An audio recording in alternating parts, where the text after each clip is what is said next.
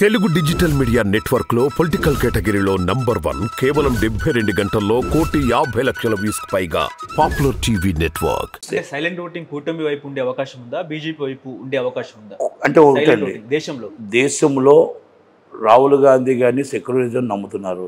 అలాగే మోడీ గారికి కూడా ఓటింగ్ బ్యాంక్ ఉంది. నేను ఏమంటున్నానంటే ఈజ్ అ బెటర్. మామూలుగా అంటే లాస్ట్ టైం అన్ని గెలిస్తే కూడా 303 సీట్లు వచ్చాయి. అన్ని గెలిస్తే స్లీప్ చేస్తే 303 సీట్లు వచ్చాయి. ఏ కోసానా 400 సీట్లు వస్తాయి అనేది నాకైతే అర్థం కావట్లేదు. ఒకటి. రెండోది, ఆల్రెడీ 52 సీట్లు ఉన్న కాంగ్రెస్ పార్టీ 115 సీట్లకు వెళ్తుంది. 115, 120 సీట్లు బెటర్మెంట్ చేస్తుంది మనం ఇప్పుడు లెక్కేసుకునే ప్రకారం. ఇండియా కూటమి ఆటోమేటిక్గా మీకు 303, 310 సీట్లకు వెళ్తున్నప్పుడు మీకు ఎలాగో 400 సీట్లు వస్తే మనకు ఉన్న 540 సీట్లు కదా. కనుక ఇక్కడ మన మహారాష్ట్రలో మీరు మన 48 కొట్టేసినా అక్కడ 3 పోతుంది. మీరు ఆల్రెడీ కర్ణాటకలో 28 కొట్టేసినా అక్కడ 1 పోతుంది. మీరు గుజరాత్లో మొత్తం కొట్టి ఇంతకుముందు స్లీప్ చేశారు. మీరు మధ్యప్రదేశ్లో మొత్తం స్లీప్ చేసేయాలి. మీరు రాజస్థాన్లో మొత్తం స్లీప్ చేయాలి. ఉత్తరప్రదేశ్ 67 కొట్టారు, ఇంక 80 స్లీప్ చేసేయాలి. అంటే మీ ఆలోచన ఏంటంటే మీకు తమిళనాడులో మీరు ఇంచు కూడా కదపలేరు. 39 అలాగే ఉంటాయి. మీకు కేరళలో 20కి 20 అలాగే ఉంటాయి. ఎక్కడ మీకు బెటర్మెంట్ మీకు అక్కడ మమతా బెనర్జీ గారు 40 మీరే కొట్టారా? బీజేడీని వదిలించి మొత్తం టోటల్గా మీరే బీజేపీ ఒరిస్సా మీరే కొట్టాలా, జార్ఖండ్ మీరే కొట్టాలా. అంటే ఆల్రెడీ మీరు లాస్ట్ టైం స్లీప్ చేసి దరిదాపులో వస్తేనే వీళ్ళకి మీకు 303 వచ్చాయే. ఇప్పుడు ఎక్కడి నుంచి వస్తాయి అంటే మనం ఒక్కసారి సార్ లాజిక్ ఆలోచించేటప్పుడు వాళ్ళ ఆలోచన ఏంటంటే is one side voting is Modi mania అని వాళ్ళు అనుకుంటున్నారు. కానీ ఎక్కడి నుంచి ఏ కోసాన లెక్కేసుకున్నా, ఎంత లెక్కేసుకున్నా యాంటీ పర్ఫార్మెన్స్ అనేది ఉంది. 45 సీట్లలో మినిమం 25 సీట్లు అక్కడ మహారాష్ట్ర గెలిచేటట్టు ఉంది. ఇక్కడ 3 సీట్లది మీరు ఒప్పుకుంటారా? పోనీ 8 సీట్లు గెలుస్తుందని, పోనీ 6 సీట్లు గెలిస్తే 3 పెరిగినట్టే కదా. అంటే కాంగ్రెస్కి మెజార్టీ పెరిగినట్టే కదా. 39 తమిళనాడులో 1 సీటు రాదని నేను అంటున్నాను, ఇంతకుముందు రాలేదు. కేరళలో 1 సీటు రాదని నేను అంటున్నాను, ఇంతకుముందు రాలేదు.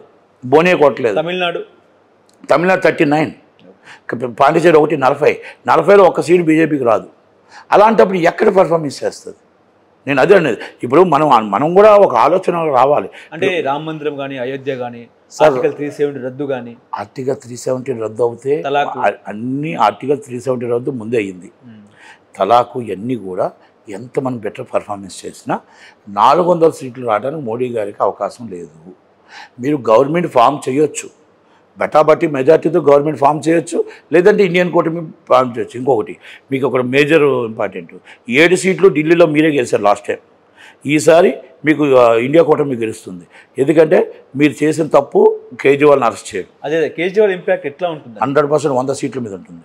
మీకు పంజాబ్లో గెలిస్తే అక్కడ ఆమ్ ఆద్మీ పార్టీ, కాంగ్రెస్ కూటమే గెలుస్తుంది. మీకు అక్కడ 1 సీటు కూడా రాదు. హర్యానా మీకు 1 సీటు రాదు. మీకు ఇవన్నీ కూడా ఏంటంటే కూటమికి చాలా గోవా ఉంది. ఇవన్నీ మీకు ఆమ్ ఆద్మీ పార్టీ ఎఫెక్ట్ ఉంది. అందుకే మీకు గుజరాత్లో మీకు లాస్ట్ టైం మీకు 0, అంటే లాస్ట్ టైం మీరు స్లీప్ చేశారు. ఈసారి ఎందుకు చేయాలంటానంటే ఆమ్ ఆద్మీ అండ్ కాంగ్రెస్ కలిసి ఉన్నాయి కనుక బెటర్ పర్ఫార్మెన్స్ చేస్తారు. 100 సీట్ల ప్రభావం చూపిస్తాడు మీకు కేజ్రీవాల్. కనుక మనం ఎప్పుడు కూడా తక్కువ అంచనా వేయడానికి లేదు. మీరు అరెస్ట్ చేయడం ఒక తప్పు చేశారు. మీకు ఇవన్నీ కూడా నేను అంటుంది ఏమంటానంటే 210 సీట్స్ మెజార్టీ బీజేపీకి వస్తాయి. మీకు కూటమికి 305, 310 కూటమికి వస్తాయి. అంటే ఏది ఏమైనా ఇక్కడ 310 అంటే 210 ఎంత అవుతుంది? 520. 520 అంటే ఎన్డీఏ కూటమి ఒక 20 రావచ్చు. ఒక 20 అంటే మీరు 230. అంటే 10-15 సీట్లు ఎవరైనా మెజార్టీ టఫ్, నువ్వనైనా టఫ్ ఉంటుంది తప్ప. ఇది ఆల్రెడీ అమేధీ గెలుస్తున్నాడు, రాయబారి గెలుస్తున్నారు. మీకు అమేధీ రాయబారి ఓడిపోయారు. ఈసారి స్మృతి ఇరానీ ఓడిపోతుంది. బిగ్గెస్ట్ మినిస్టర్స్ ఓటమి పాలవుతున్నారు బీజేపీలో. మోడీ గారు నాయకత్వం బాగుంది, మోడీ గారు కింద నాయకత్వం కూడా బాగుండాలి కదా. అది అంటే నేను ఎందుకు చెప్తున్నానంటే ఇవన్నీ మనం కూడా వేసేటప్పుడు ఆలోచించాలి. ఇంతకుముందు ఎంతమంది వన్ సైడ్ సీట్లు గెలిస్తే 303 వచ్చాయి. ఈసారి ఎక్కడి నుంచి 400 సీట్లు వస్తాయి? మీరు ఇప్పుడు అయోధ్య రామ మందిరం వేసినందుకు హిందూస్ ఓటేస్తారు, ముస్లిమ్స్ ఎందుకు వేస్తారు? క్రిస్టియన్స్ వచ్చి మణిపూర్ని మనం మారణకాండం చేసామని వేస్తారా? మణిపూర్ని మొత్తం టోటల్గా క్రిస్టియన్స్ అయినా లేకుండా చేశారని వేస్తారా? ముస్లిమ్స్ని ఎక్కడ పడితే అక్కడ ఇబ్బంది పెడుతున్నారని చెప్పేసి ముస్లిమ్స్ వచ్చి రామ మందిరం కట్టారని వేస్తారా? ఇది ఇస్ డిఫరెంట్. ఇది మనం లెక్కేసుకోవాలి. ఇక్కడ కూడా సెక్యులర్ పార్టీస్ ఉన్నారు. అందుకనే మనం ఏమంటున్నాం అంటే అయోధ్య హిందూస్ అనేది వన్ సైడ్ ఓటింగ్ అవ్వచ్చు. దాంట్లో కూడా కాంగ్రెస్ని నమ్మిన వాళ్ళు ఉంటారు, కాంగ్రెస్కి సానుభూతి పరులు ఉంటారు, మమతా బెనర్జీ సానుభూతి పరులు ఉంటారు, ఇండియా కూటమికి సానుభూతి పరులు ఉంటారు. దేవుడు ఒక్కడివాడు కాదు, అందరివాడు. ప్రతి దేవుడు కూడా మన ఒక్కడివాడు కాదు, అందరివాడు. రాముడు అందరివాడు, హిందూ అందరివాడు, ముస్లిం అందరివాడు, అండ్ క్రిస్టియన్ అందరివాడు. అంటే అన్ని పార్టీలకి సంబంధించిన వాడు. మనం ఒక్కరికే మనం పేడింటి హక్కు కాదు. కనుక ఇది బీజేపీ నా హక్కు అనుకోవడం తప్పు. వామం మీరు చేస్తారు, నేను వామం చేస్తాను. చర్చికి మీరు వెళ్తారు, నేను చర్చికి వెళ్తాను. నేను వేరే పార్టీ అవ్వచ్చు, మీరు వేరే పార్టీ అవ్వచ్చు. మేము దర్గాకి మీరు వెళ్తారు, నేను వెళ్తాను. నేను వేరే పార్టీ అవ్వచ్చు, మీరు వేరే పార్టీ అవ్వచ్చు.